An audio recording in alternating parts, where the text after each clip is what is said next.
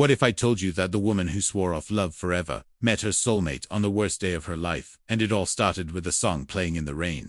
This is Sarah, and 3 months ago she made a promise to herself that would change everything.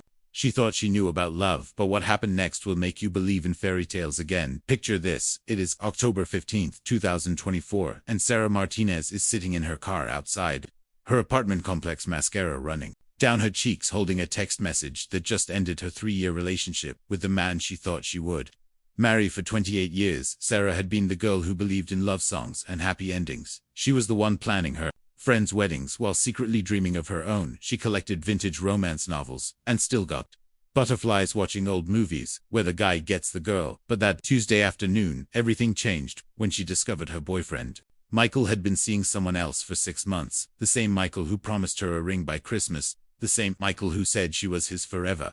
As she sat there in that parking lot with rain beginning to fall on her windshield, Sarah made a decision that felt like the most logical thing in the world. She pulled out her phone, opened her notes app, and typed the words that would define the next chapter of her life.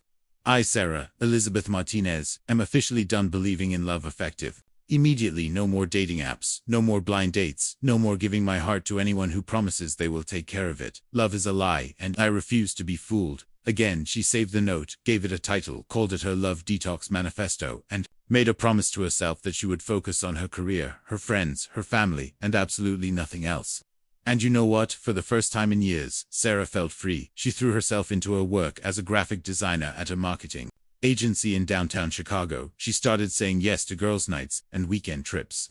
She picked up photography as a hobby, something she had always wanted to try, but never had time for, because she was too busy planning date nights. Her friends noticed the change immediately. Her best friend Jessica said, "Sarah, you are glowing. Like, seriously, what is going on with you?" And Sarah would just smile and say, "I am finally living for me." She deleted every dating app from her phone, unfollowed all the wedding photographers on Instagram, and even donated her collection of romance novels to the local library. It was like she was Marie Kondoing her entire emotional life. For 3 months, this worked perfectly. Sarah got a promotion at work. She took a solo trip to Nashville. She learned how to make the most incredible pasta from scratch. She was thriving, and she was proud of herself for sticking to her promise. But here is the thing about life: it has a way of surprising you exactly when you think you have everything figured out. It was December 22nd, 2024, and Sarah was having the worst day imaginable. Everything that could go wrong did go wrong. She woke up late and spilled coffee all over her favorite white blouse, the one she was supposed to wear to the company Christmas party. Her car would not start, so she had to take 3 different buses to get to work, where she discovered that the client she had been working with for 2 months decided to go with a different agency. The project she had poured her heart into for weeks was dead.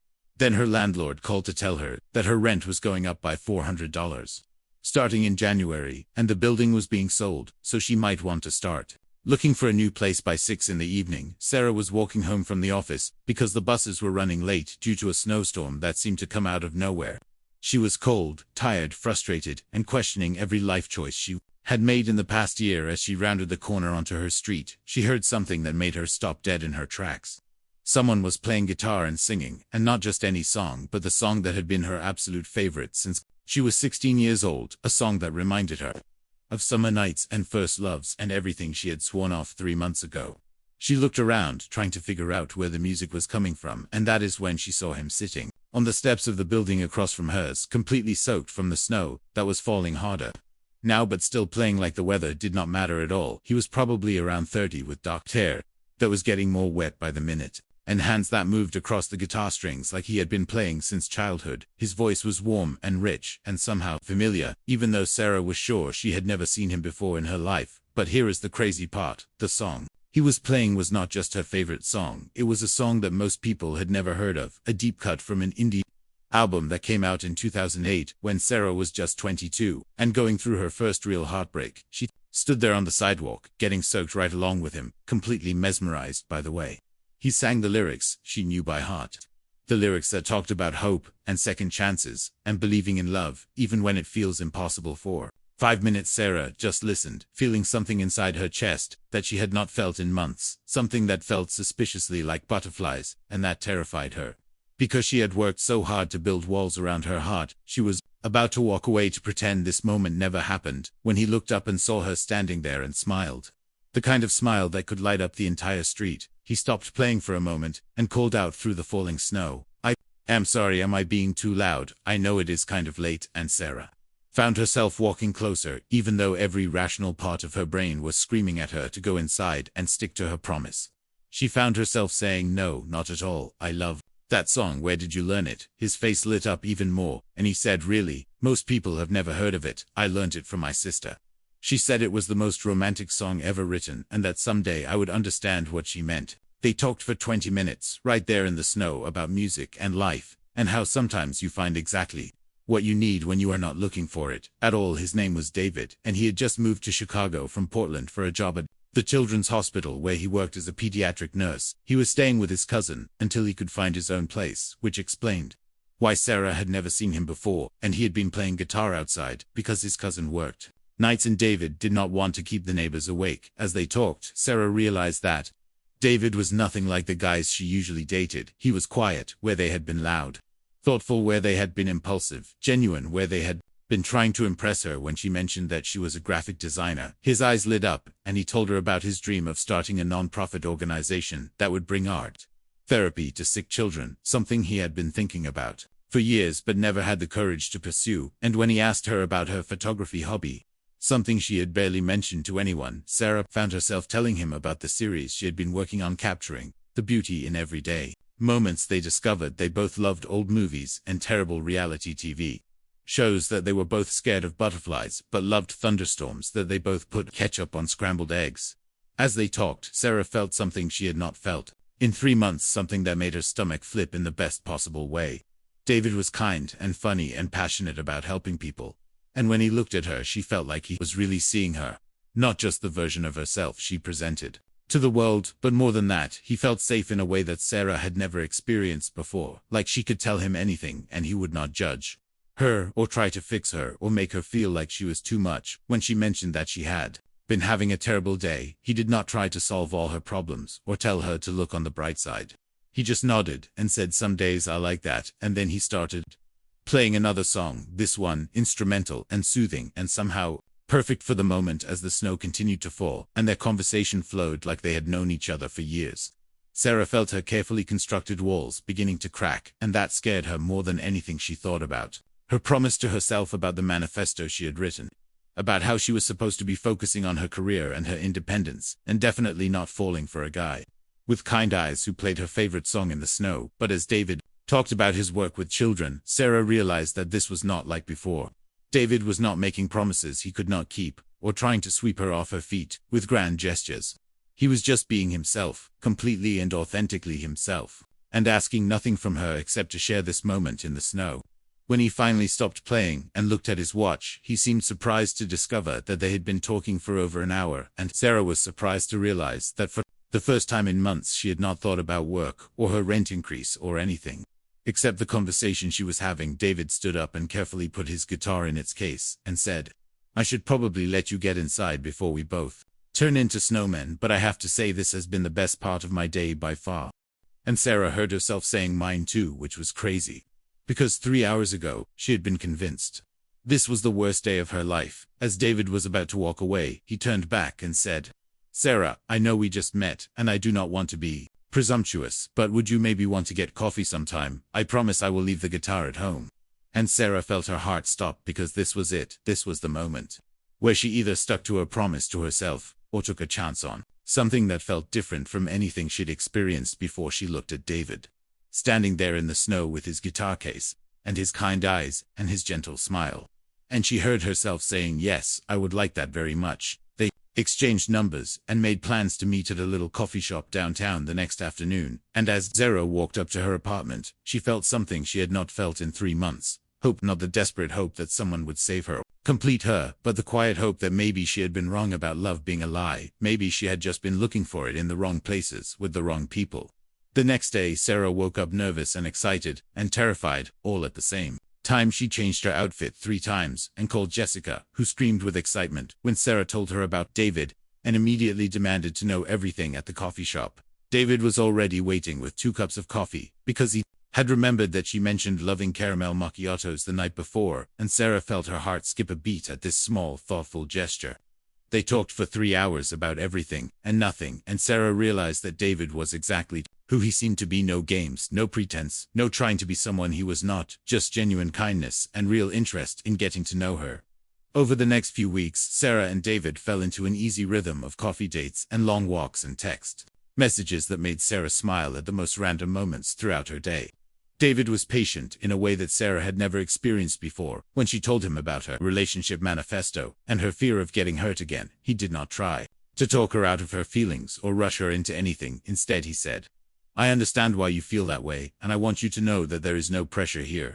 We can take this as slow as you need, and if you ever want to stop, we can stop this." Honesty and respect for her boundaries made Sarah feel safer than she had ever felt in a relationship, and slowly she began to let her walls down, not because David was pushing, but because she wanted to. What Sarah discovered was that love did not have to be the desperate, all-consuming thing she had always thought it was. It could be quiet and steady and built on friendship and mutual respect and shared laughter. David encouraged her photography and even offered to model for some of her portraits. He listened when she talked about work stress and offered thoughtful advice without trying to solve all her problems.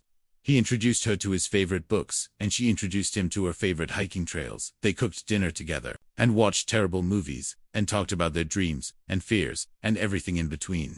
Sarah realized that she was not losing herself in this relationship the way she had in previous ones. Instead, she was becoming more herself, more confident and creative and happy than she had been in years. 6 weeks after that snowy night, Sarah was looking through the photos she had taken of David, and she realized something that took her breath away. She was in love, not the desperate clinging kind of love that had defined her past relationships, but a calm, sure love that felt like coming home. She loved the way David hummed while he cooked, and the way he always made sure she got home safely after their dates. She loved his passion for his work and his kindness to everyone he met. She loved that he had never once made her feel like she was too much or not enough. She loved that he encouraged her dreams and supported her goals and never tried to change her. That night, Sarah pulled out her phone and found the manifesto she had written 3 months earlier, the one where she had sworn off love forever. She read it and smiled, because that broken-hearted woman felt like a stranger now, not because her pain had not been real, but because she had learned something important. Love was not the enemy, heartbreak was not the end of the world, and swearing off something beautiful because someone else had treated it carelessly was like refusing to ever eat chocolate again, because he once had a stale candy bar. She deleted the manifesto and instead wrote a new note. This one about hope and second chances, and the courage to try again, even when you are scared.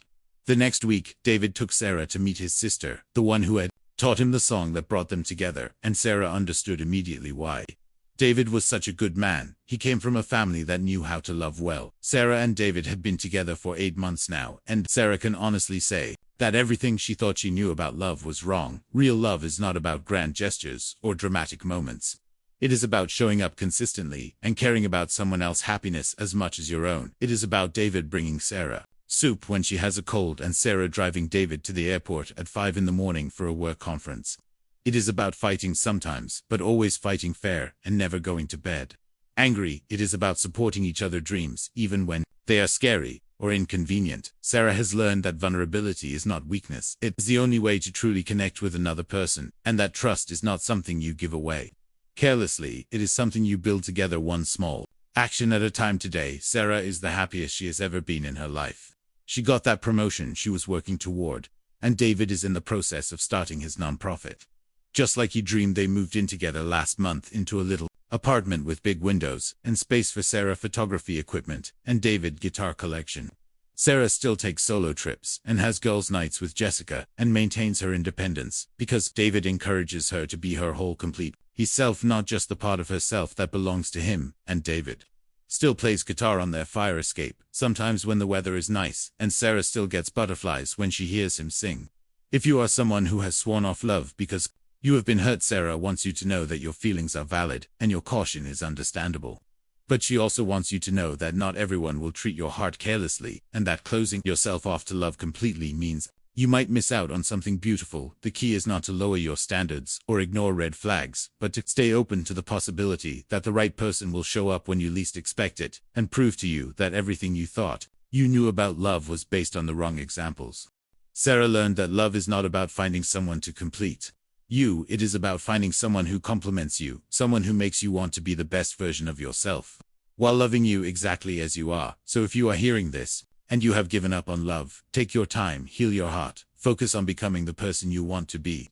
But do not close the door completely, because somewhere out there is someone who will play your favorite song in the rain, and mean every word they say, and show you that real love is worth believing in someone who will see your walls not as a challenge to overcome, but as protection you built because you have been hurt, and they will be patient while you decide if you want to let them in. Someone who will love your independence and your strength and your dreams, and never ask you to be smaller or different or less than who you are. If this story touched your heart, share it with someone who needs to be reminded that fairy tales can happen in real life, and that the best chapters of their story might still be ahead.